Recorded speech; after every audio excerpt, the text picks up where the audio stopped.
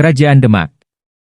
Kerajaan Demak adalah salah satu kerajaan Islam pertama di Pulau Jawa, Indonesia, yang berdiri pada abad ke-15. Kerajaan ini terletak di wilayah Jawa Tengah, tepatnya di sekitar daerah Demak yang sekarang. Sejarah Kerajaan Demak.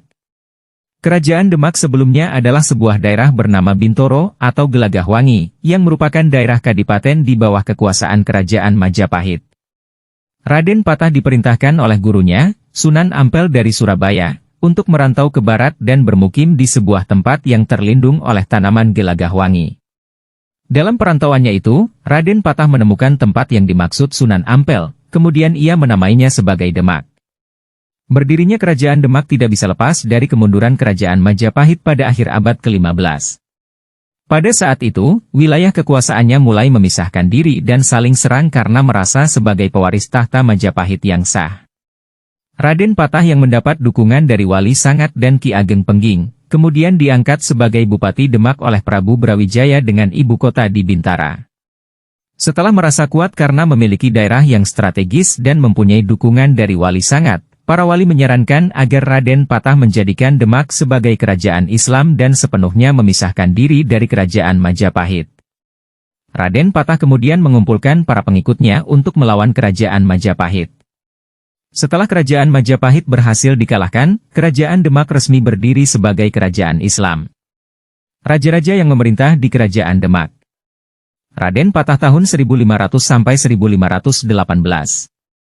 Raden Patah adalah putra Raja Majapahit yang semasa kecilnya dikenal dengan nama Pangeran Jimbun. Setelah masuk Islam, ia dikenal sebagai Raden Patah dan resmi menjadi Raja Demak pada 1500 dengan gelar Sultan Alam Akbar Al-Fatah.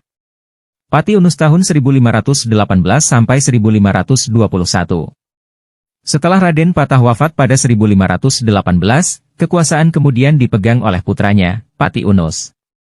Meski masa pemerintahannya cukup singkat, Pati Unus dikenal sebagai panglima perang yang berani dan berusaha membendung pengaruh Portugis untuk tidak sampai meluas ke Jawa.